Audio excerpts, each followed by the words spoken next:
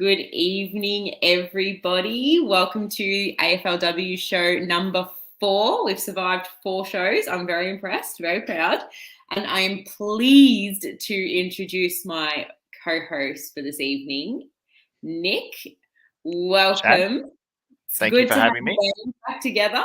It's great to have the band back together, and thank you for having me on this show. I'm a long time, first time. I've watched all of the shows so far and been commenting in the comments on each show, but my first time on this platform, and I'm very excited. I think the AFLW season coming up is got a lot of excitement brewing, and not just with the men's side, but the women's side also. I think there's actually a lot of new things to be looking forward to and a new era about to begin, and I'm really excited.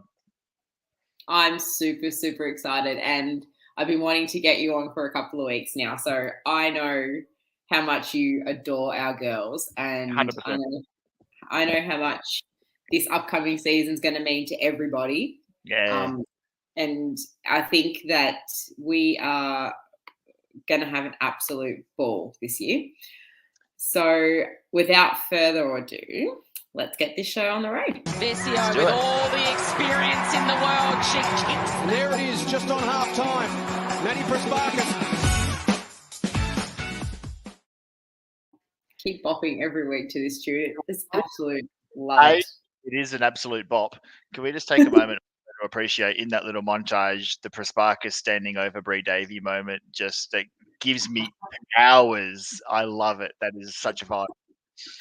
It is actually one of the greatest memories. It was quite in front. It was in front of us, wasn't it? Close. It was, I think, closer to the wing than us, but yeah, pretty close. It was on our wing at least. Put her on her absolute ass. It was fantastic viewing, and I would happily watch that any day of the week. No, no love lost when a Carlton captain decides to leave. There's a difference between being pushed out. There's a big difference between being pushed out and leaving. But when a Carlton captain decides not only to leave but go to Collingwood, there's no love lost. Oh, it's like blasphemy, isn't it? It is. 100% it is. Absolute blasphemy. While we are talking Collingwood, we had a little bit of breaking news before the show, which I'm actually thrilled with. Hot off the press. Talking point. Hot off the press. Yeah. And we can finally announce that round 1 is going to be versus Collingwood at Icon Park on the 9th of January, starting at 4:10. Sunday twilight on Sunday the 9th. We've got the Pies at Icon Park. So, and our inaugural season opener, which it has been every year, has been canned this year.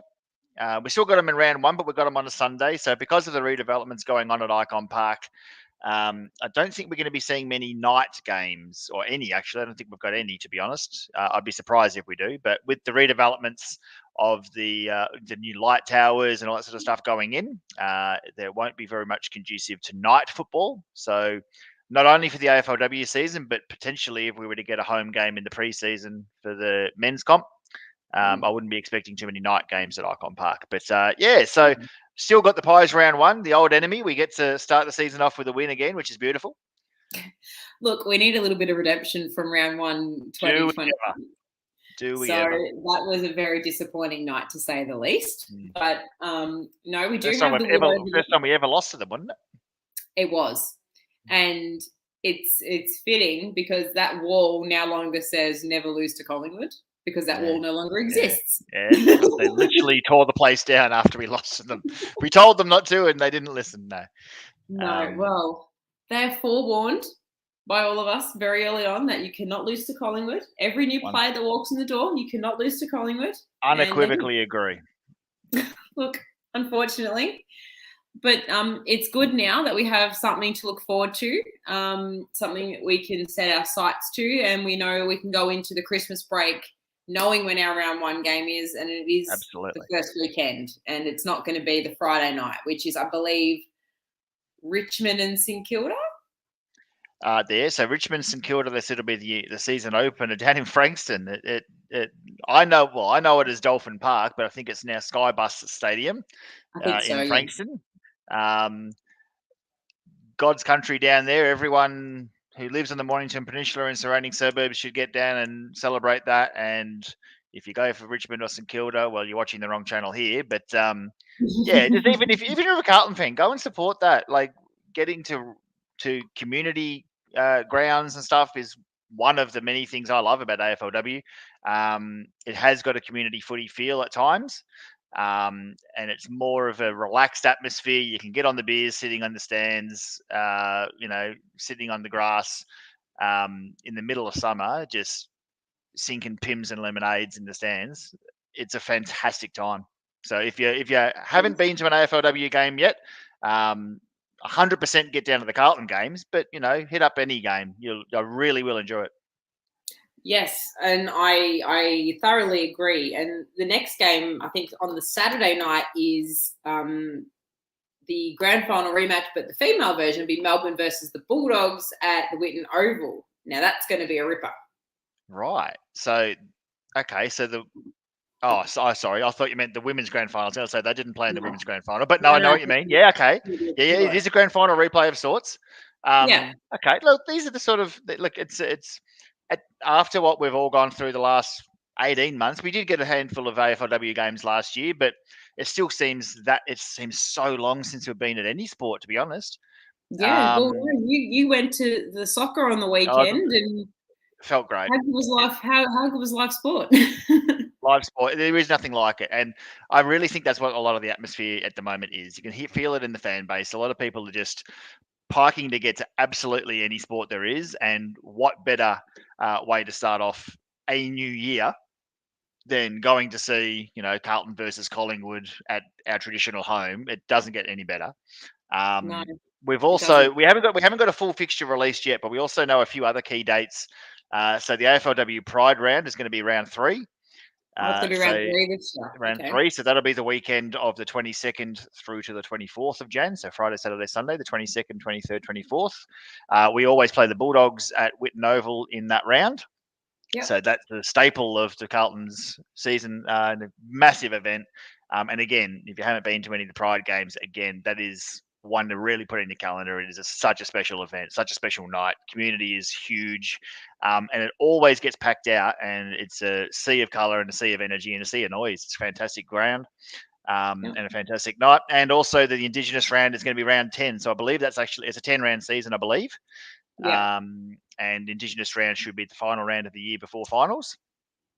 I can and cannot confirm officially, but off the record, I may have some intel about Carlton's both our women's Pride Guernsey and Indigenous Guernsey. So maybe that might be something in a future episode we might be able to have an exclusive on this show, hopefully.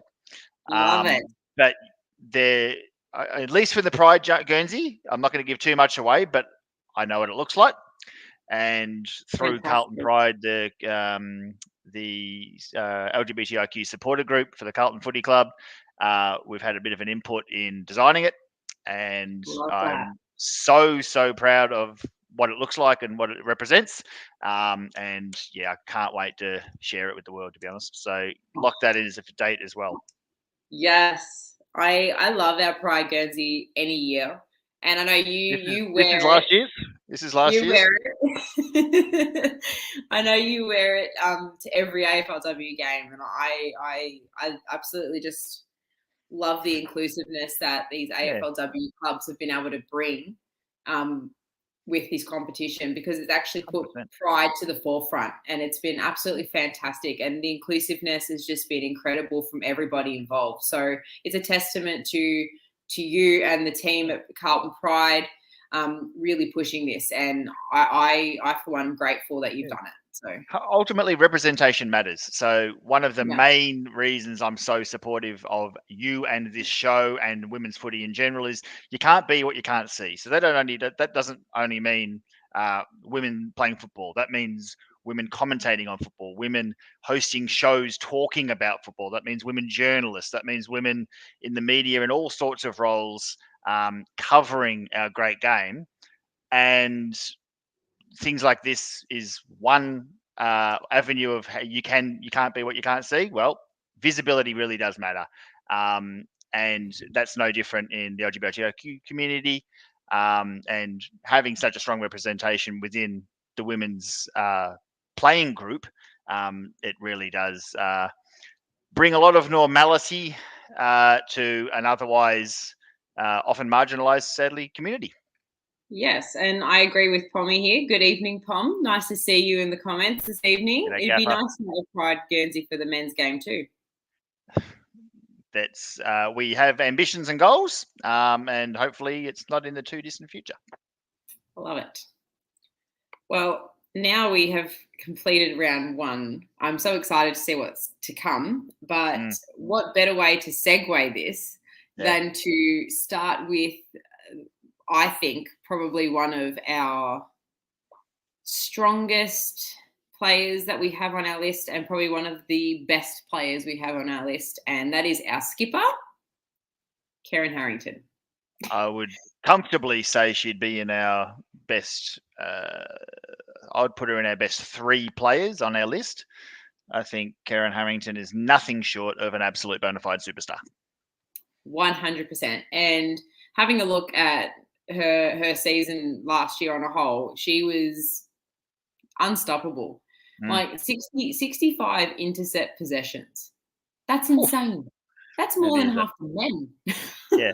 Well, the way that Kerryn Harrington plays football is she's made to captain Carlton.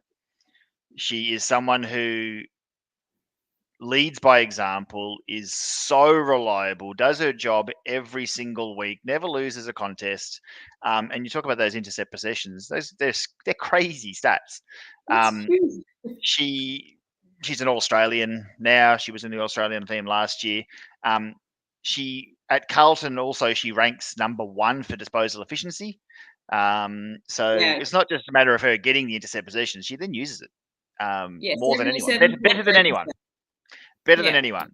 So on the season just gone, she had a career high average for disposals.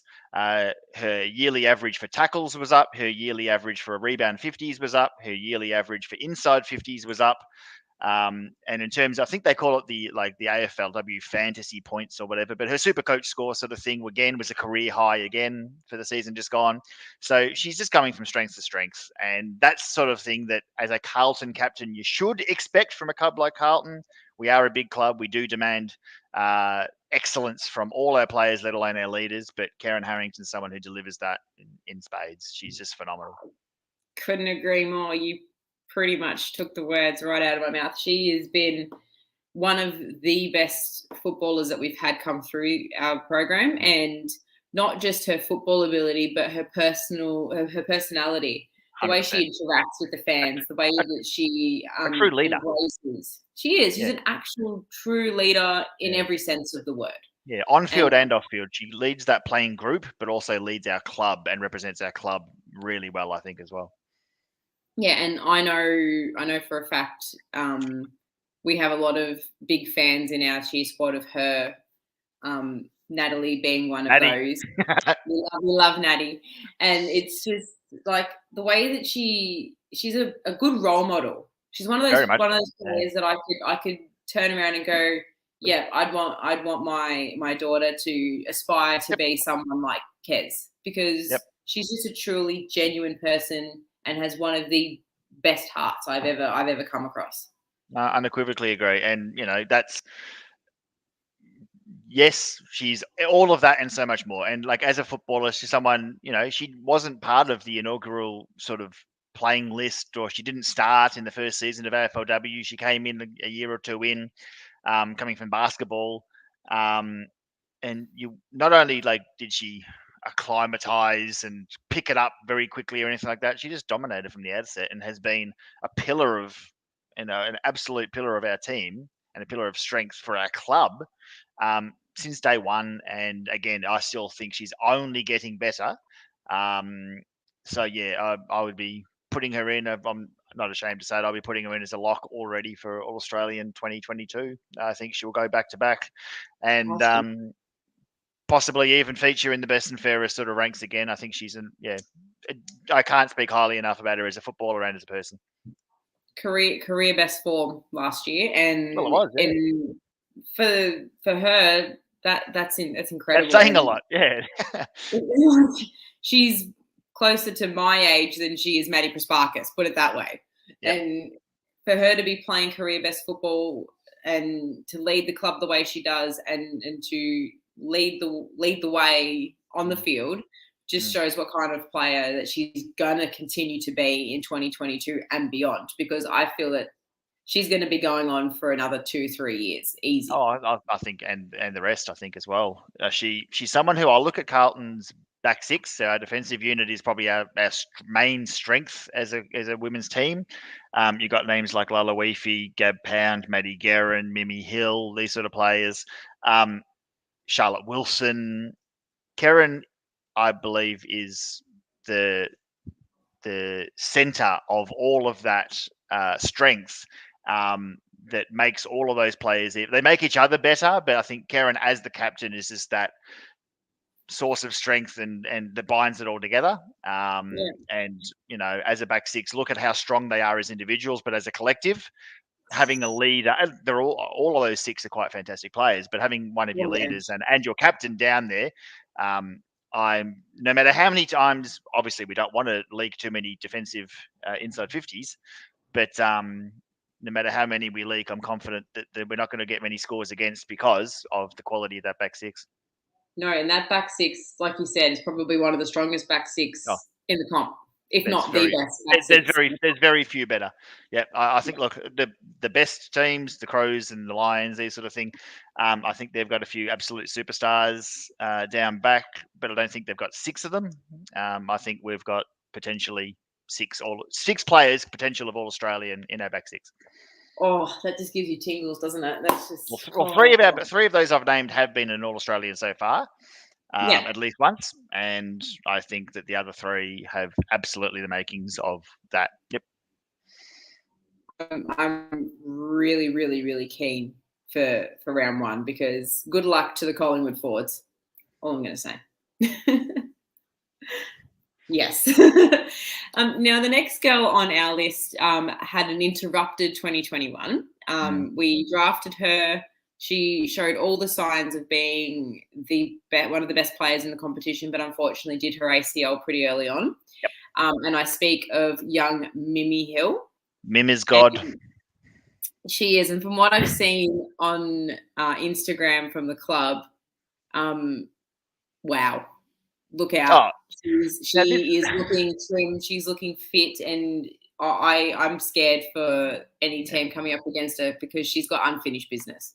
Not only does Mimi Hill look in ridiculously good nick and looks like she's flying. Pre-season, everyone's flying, aren't they? Like, everyone says that, everyone at this time of year looks awesome, and everyone's training the house down, and all the cliches, yeah. Mimi Hill, I think she only played 6 games out of 10 last year, but it was about round 6. She did her ACL. To be coming off an ACL, you should be missing 12 months. Not only is she not missing 12 months, she is absolutely leading the pack. And all of the stuff I'm looking at training and all the words that are coming out of the club are, we kind of expected her to be having an interrupted start, but she's not only been doing that, she's not only not had an interrupted start, she's actually setting the tone. So, yeah, when you mentioned the potential to be one of the better players in the competition, I again unequivocally agree. Has speed to burn, great user of the footy. So before, Kerryn Harrington ranked number 1 at the club for disposal efficiency. Mim's ranked number 4. Here we go. Mimi came off an ACL, tied for first in the yo-yo test with Georgia G. Wow. And that's not only running, that's running and stopping and starting. So that's the sideways movement. That's being able to show the agility and that sort of thing. That knee's fine. And that is so encouraging. For a young girl. It's a scary thought. Like, it is. And we all know how great Georgia G is, yeah? Like, ridiculous athlete. She's not a slow coach either, Georgia G. Like, she's like Georgia G is, we're talking road runner, yeah. Yeah. So fantastic comment, and that sums it up exactly where Mimi is at. I said before, Mim is God. I think the world of her. She is an absolute vibe. Funny as all hell. Funny as all hell. One of the great personalities, and only for a young person as well to be coming in. It could be you wouldn't ever begrudge a young player coming into the AFLW program and being a bit shy and taking a bit of time to kind of adjust and find your spot in a group. Yeah, she's just an absolute superstar. I was about to say a superstar in the making. She's a superstar now. I really, really think that she's someone who, running off the halfback or potentially even through the midfield, she'll just murder clubs. And she's ready to go now. And coming off an ACL, nonetheless, I think the world of her. Mimi Hill is a star. Yeah, well, even in 6 games, as you said, she averaged 12.3 disposals. Yep. Like, we've spoken. I think her first game was like 19 or 20 or something in her first game of footy. Yeah, well, we were talking about the last couple of weeks help for Maddie in the middle. If she's right to go, I don't see why she can't be one of those players. No, nor do I. I'm very interested to see what the midfield will look like. 12 months ago, we didn't properly, in my opinion, replace Sarah Hosking. Not only that, we've now lost Katie Loynes. So there's a lot of experience has gone out of that midfield group. Hopefully the likes of Brooke Walker can stay free of injury.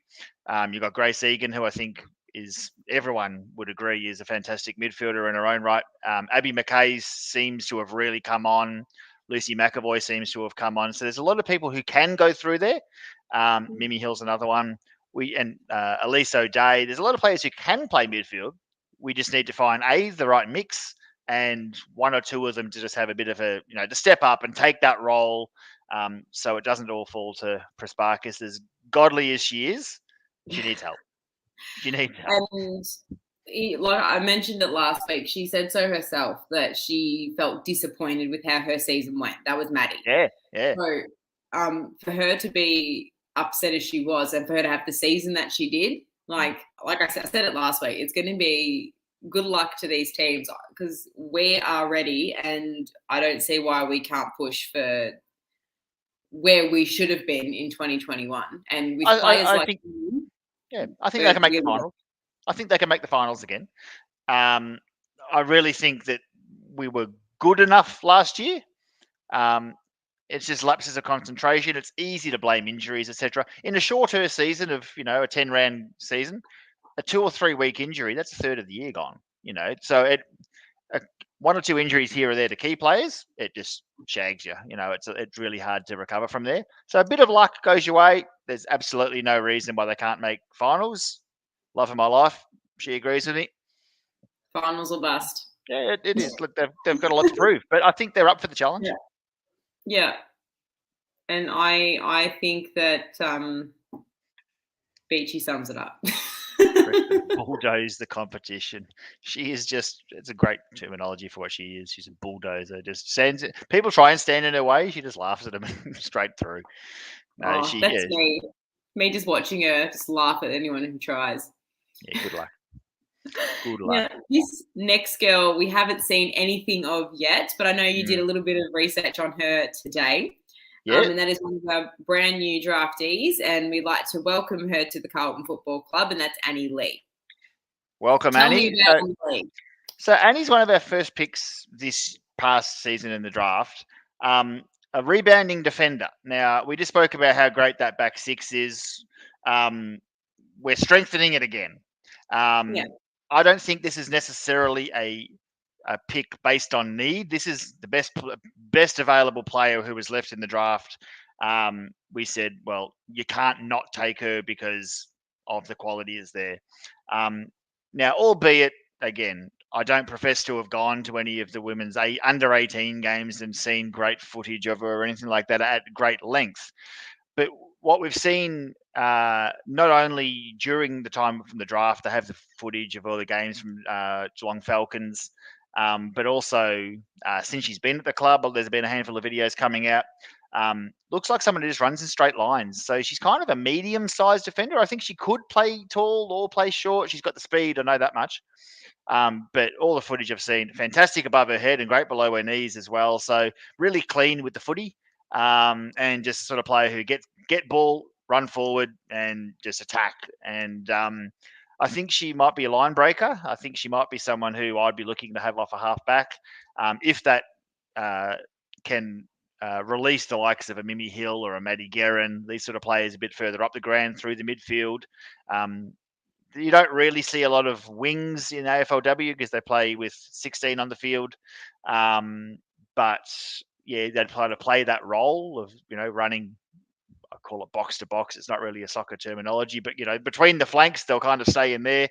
So if she can manage to release a few others into that space, then, yippee us.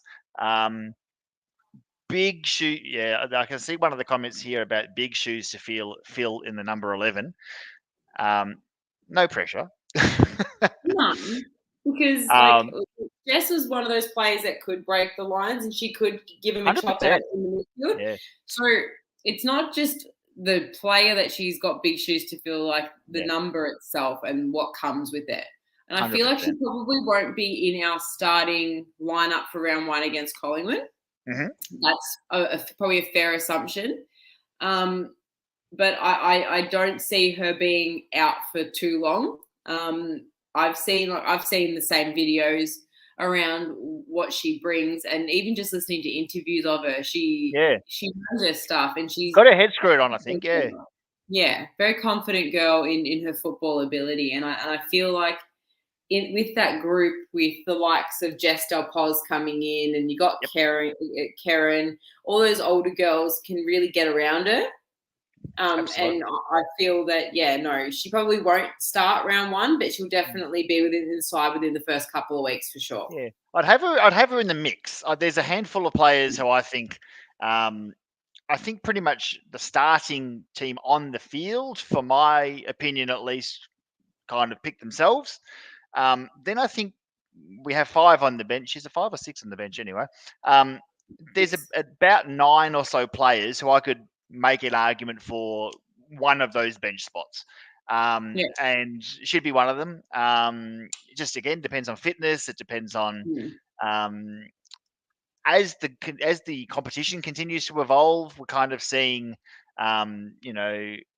each year there's kind of a new thing. So as it first started, the competition was about you had to be a good stoppage team. You had to be good at clearances.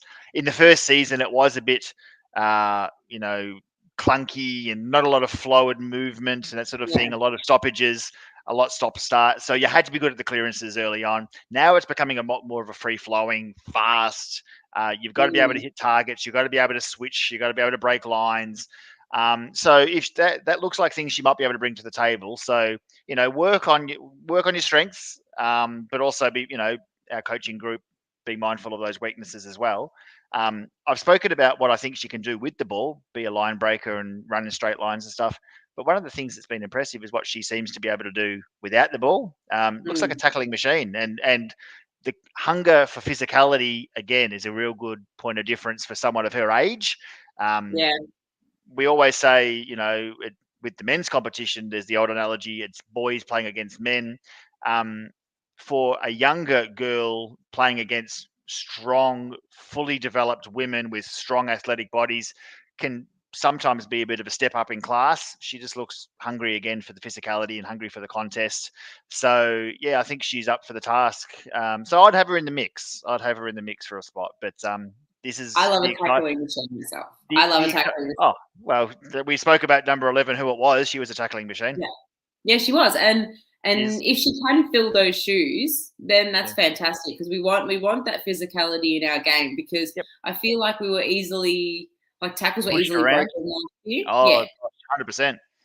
And I think it's one of those Fremantle game that we gave up that cost us the finals at the end, where I totally wasn't checking my phone, watching the game quietly at your daughter's confirmation or christening. I was sitting in the church, watching it on my phone, just cursing in church. Sorry, all of that. That's exactly it. Broken tackles, missed opportunity, cost us the finals last season. We got to start sticking him, and she looks like one who might again have that bit of shit about her. Excuse the language. Yeah. And start I think sticking it's a a few. big issue across both programs, both men's and women's, that tackling Is it ever? situation. Yeah. So it's one of those things that need to be addressed, and it's a huge thing because I've been training at Coburg for a couple of weeks, and the key thing that the coaches put across is if you're tackling them and the balls hit the deck, it's in dispute. Yeah. They haven't got it if we're tackling them. 100%. So it's one of those things that I feel that we need to emphasize a little bit more. And if it means getting in someone who can help teach them how to tackle correctly, it's probably worth it, because if you stick those tackles, they don't have the ball, we don't have the ball, it's in dispute, and it's up for grabs. Yeah, and I if don't you've know got players that are see ball, get ball, those people that can lay those tackles, bang, ball's out. I'm trying to find the guy's name. Let's have a look. No, I can't think anyway. They did have a tackling coach, and I think he's like an amateur wrestling background or something like that. But it was more like, we're going to teach you not only how to tackle, but how to pin someone down and make that tackle stick, and make sure that ball ain't getting out. And if the ball does get out, it's getting out illegally, and you're going to get a free kick as a result of it. So it's definitely something I know that they've been having specialist coaches coming in and working with the group in the past. But I strongly agree with you. It's it's a part of our game that really needs improvement. And as you say, the ball's in dispute. If you're able to tackle them, that if they're able to get that kick away, that kick can be the difference between an inside 50 or a rebound 50 out of our, getting rid of a scoring opportunity for us or giving a scoring opportunity to the opposition. In a shortened season, you can't afford to let one game slip by one kick. Every single game matters, and every single goal matters. Strongly agree with you there. The tackling is a thing that totally needs to be set on fire. It does. And in saying that, a lot of the goals kicked against us were goals from kicks like that could have been avoided, because the ball's come in, they've run the ball right into the middle of the 50 and just popped it over our defenders' heads. Not given, and that's probably comes from the midfield, because the midfield weren't doing their job, and then put our defenders on the back foot. And as soon as you put our defenders on the back foot, they're scrambling. And if they've pushed too far up, we're too far gone. It's funny that the issues we talk about with our program, isn't it, and how often the men and women's competition and the issues we have with their game plan parallel. I think one of the things in terms of our forwards, and I'm not going to take a pot shot at anyone in particular, but there's a forward who is no longer at our club, and she's a big name. Phenomenal when the ball's in the air. When the ball hit the deck, not a lot happened. And when the ball hit the deck and they got the ball, not a lot of tackling went on. So not only does it have to be our midfield group, it has to be the forward. If the ball gets in our forward line, you lock it in there. You need the Vessios, the Nicola Stevens, the Brooke Walkers, Georgia G's of the world, really getting physical and strong, keeping that ball in there. I'm in favour of, yes, we've lost Taylor Harris now. Serena Gibbs is having a season off as well. So we're kind of low on stock for tall timber up forward. I'm all in favour of having a mosquito fleet, get a lot of smalls, get them and cause havoc. I think it's a great asset that we can bring that I don't think other teams can. We don't need to be bombing the ball in long. And I think we might prove a bit too. We might force a few teams to cause some mistakes if they go in a bit tall, and we can just hopefully run them off our feet. I think it's a point of strength for this group, and it's something I'd be really leaning into. 100%. And I feel this next girl that we're going to talk about is one of those players. That for a segue. Another good segue. This girl here, I feel, is one of those players that can be that dynamic player that can play tall. Yeah. She's not tall, but can play tall. Yeah, that's right. But she has had her issues by foot quite a lot, I feel. We've noticed this over the journey, but I feel like towards the back end of last year, she's really hit her stride, I think. Yeah. And that's Braz. Yep. Started kicking goals a bit last year as well, I noticed. Yeah. Well, How many did she kick? I've got her down. She kicked 4 goals last year, 19 score involvements. Well, I think she's only had 7 or 8 for her career so far, so 4 seemed a lot more. What was the score involvement you said? Sorry? 19 score involvements. So that's averaging 2 a game. Yeah, but she's the one kicking that ball into that 50. Yeah, she is. So, and that's the kind of player that we've kind of been missing from her because we've known she's had the potential for so long. Absolutely. It's just that disposal efficiency is probably one of the worst I've seen. I think her disposal isn't her strong suit. This isn't I often feel like as I say, it often feels like you're almost patronising someone by saying what defines them is their effort. It almost implies that there isn't the talent there. I don't think that's the case, but what defines her is her effort, her work rate, her running. Not only her running, her decisions to run and when she runs, I think is important as well. But I think she's someone who, again, has been around the group for quite a while, is a leader amongst that group, very much vocally, but on field as well. And I think she's a bit of a barometer for us. She's someone who, when Carlton were up and about, she was up and about. So when we talk about the disposal efficiency, when you talk about that disposal efficiency, it isn't her strong suit. It is something she needs to be working on. I think you can refine someone's skills. You can kind of tweak that a bit. I don't think you can teach someone to want the ball. I don't think you can teach someone to run hard and work hard and not only with the ball but against the ball. She loves a tackle. I think she's an important player for us. I've got her in my 22, if you will. Because of just that work rate with and without the ball. I think she brings so much to our side. She's strong in her hips as well, so she's hard to tackle. Yes, and that's what we want. We want to be the ones breaking the tackles, and I feel like her two-way running is probably one of the strongest in the group. I'd agree.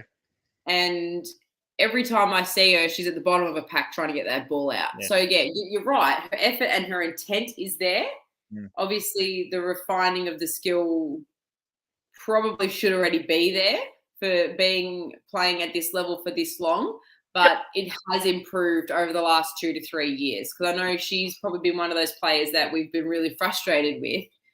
Because when if she's balls kicked out of bounds on the floor or kicked to the opposition, who was that? Oh, Braz. Yep. And so it's we want to change that mentality about her, and I feel like this year is probably going to be where she needs to take that next step. And I think if you're providing, as long as you're providing that effort, fans will always forgive a turnover kick. If you're willing to, we'll forgive a mistake. You kick the ball and it misses the target, whatever. Work your ass off. Go get that ball back and win it back for us and make the next contest break it even. I think that's what she brings to the table. Here we go. She's got the long kick. That's something that not a lot of the players can do. I think she's easily a 40 meter plus kicker. When we talk about that run and carry that she provides, that means that when she gets a possession, the ball doesn't go 40 meters, the ball travels 60 because she's running 15, 20 meters with it as well, taking a bounce, not afraid to take players on. We talk about how it's hard for us to hold tackles. She's someone who other teams would be worried about breaking their tackles. You mentioned that power through her core. Yeah. And her running down the wing at Icon Park is just love it. I just love watching her. When she has the football, you genuinely get excited because you either know it's going to end up something good or probably not so good. Even if the Dennis ball's Armfield. The ball's generally going in that direction. Yep. You know it's going to be good. And Dang was one of those players that you knew if he was anywhere near the ball, you just get excited. No, I strongly agree. And especially when we mentioned she was hitting the scoreboard last year a bit more often. If you can keep adding to that string to your bow, she'll become quite an important player for us if you can start getting a few more goals as well. Yeah, well, we're going to need that, like you mentioned, with the lack of forwards that we have, and that's probably one of the biggest issues heading into the season is our forward power and our ability to hit the scoreboard. I think she's going to be one of the key players that is going to need to step up and take on that kind of half forward flank kind of role and adapt her wing position into that kind of space, because we need her to be kicking more goals from a midfield, and that's what we're going to need our midfield group to do. Yep, no, I strongly agree. I think you hit the nail on the head there. Yeah, and it's probably one of those things that we just hopefully, fingers crossed, the next girl, great segue again, can probably be more up forward more permanently this year. I think so. I love her in the midfield, but I think that we need her to be hitting the scoreboard a lot more, and that's Lucy McEvoy. Lucy McEvoy. You talk about players who can play tall. Lucy's deceptively tall. She's a midfielder, yeah. She's a bigger body midfielder, sort of thing. But I think she's someone who got 100% could play tall. She's don't rattle off the top of my head her height and all that sort of thing, but I don't think she's any taller than a Vesio or a Nicola Stevens or an Elise O'Day. And these are the sort of players who are kind of our de facto tall forwards. That is our forward line. And I think Lucy's one of them as well. The girls call her Bernie down at the club because they reckon there's a bit of a Bernard Tomic twin sister vibe going on about her. But she's, in her defence, she's twice the human Bernard Tomic ever is, and twice the talent. Let us say as well. But she, Lucy's someone who, because other top draft picks like a Prasparkas and even a Grace Egan and stuff have kind of just gone from strength to strength and set the world on fire since the day they walked into the door. It's kind of undervalued Lucy's importance to our club. She was a top draft pick. I think she was a top 5 or top 6 pick, whatever we got her with. So the expectation is there, but because the focus has been on a Prasparkas, I think it's kind of, in my opinion, a misconception that Lucy so far has under-delivered. And I think that I don't believe in that concept, in that thought process. I think that Lucy's someone who, again, she's in the top 6 to 8 in our club for the disposal efficiency. I wouldn't mind seeing, because I mentioned she's got that strength in her core and she can really play. I wouldn't mind seeing her be the one who, I agree with you, starts as a midfielder, starts as a forward, but I think she's someone who should be rotating through the midfield, getting that chop out, get a couple of clearances per game, get a couple of tackles, get a couple of inside 50s, and really give Prasparkas that chop out she needs. And I think, I look at Lucy McEvoy, and of all of the players that we've mentioned tonight, I think she has an upside, probably her and Mimi Hill, but their upside is limitless. I really think that she can become a top player, and I think hopefully this year's the year that we start to really see her break out and reach that level that we kind of should be expecting of a top 5 or 6 pick. Yeah, well, she was pick 2. Pick 2. Pick 2 in 2019 NAB AFLW draft, and she's 170 centimeters, just for reference for those at home. Right. So she plays way taller than that. Yeah. Yep. So 170 centimeters. That's and I agree with Helena here. She is got so many levels to reach, and she's this is only going to be her 3rd season. And that's the thing. Like how many of the play? And again, it's the parallels between the men and women programs. So many things. Walsh is that good that a lot of people expected Liam Stocker to hit the ground and do that from day one. Yeah. And when they didn't, people said, well, what's wrong? Why isn't this kid getting a game? Let the guy develop. Let the kid play. Let him at his own pace ease in and see how they go. Now he's in there. Everyone is going gaga for him, and right as they should. But not everyone is a Sam Walsh. Not everyone is a Maddie Prasparkas. No one is a Maddie Prasparkas except for her. But, Lucy in her own right, strongly agree with Helena. I think she's got so many more levels and what she can show us. And I mentioned them. I think things like tackling, a few more clearances and stuff, and if she can hit the scoreboard a bit as well. And we mentioned the 2-way running. You mentioned the 2-way running with Lauren Brazzale. Yeah. Lucy is someone who, again, the work rate is there, just more of it. Get the motor. She's been in the system a couple of years now. Get that tank built up so that she can cover a lot more ground and get more midfield minutes. And I think not only will that see her game, strengthen and develop, but as a club, and as a group, will only improve and be better for it. 100%. And I think that, she missed the first couple of games of 2021 as well through injury. Yeah.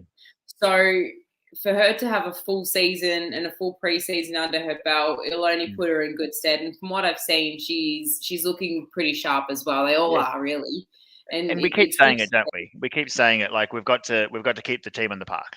Keep the team on the park for 10, 13 weeks. You go close to winning it, no matter which team you are. We've seen a team like St Kilda, they're probably their two best midfielders. They've lost, one for personal reasons and one has, done their knee. Probably their two best young midfielders are gone. Certain other clubs have, so-and-so's having a baby, or so-and-so has got work commitments, or COVID screwed a few teams over. If you can keep a team on the park, you go close in a shorter season. Yeah. Even 1 or 2 weeks, it just makes a huge dent in your finals preparations and your hopes for the season. Exactly right. And I think that a lot of the other clubs are struggling with that at the moment because of players that have gone down with injury. And there's been a few across the board, with ACLs and stuff like that already before the season's even started.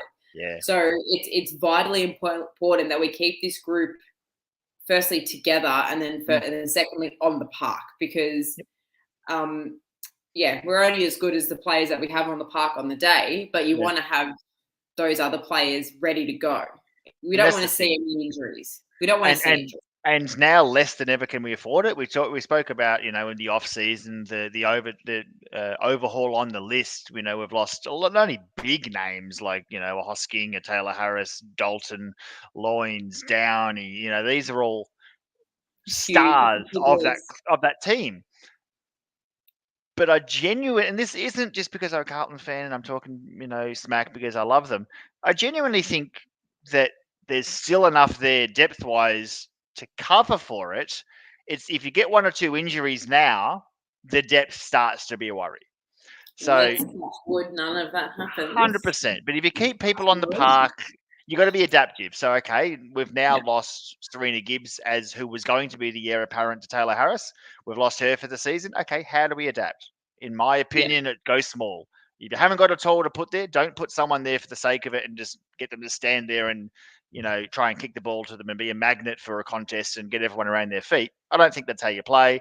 I think you totally adapt and let's go short. If we can't go tall, let's do what they can't do and run them off their feet.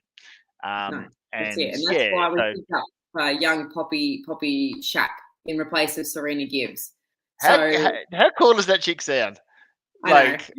She's the mullet is spectacular. I know.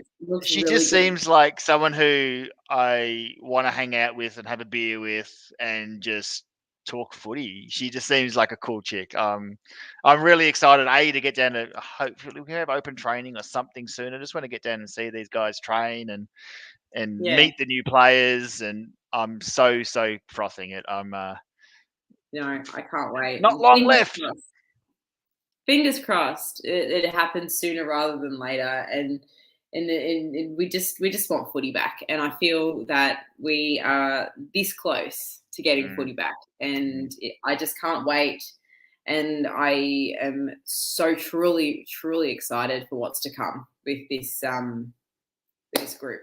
And onto next week, we've got the next 6 girls that we're going to be covering, and there's some good names in that next 6, and slowly we'll get there.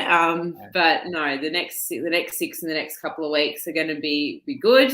Couple of more shows before Christmas, and then we'll be back into it for 2022 right up until round 1, where we're going to be introducing a whole new array of segments for the football, for the games to start. So I just want to thank you for joining me tonight, Nick. It's been an absolute pleasure co-hosting with you once again.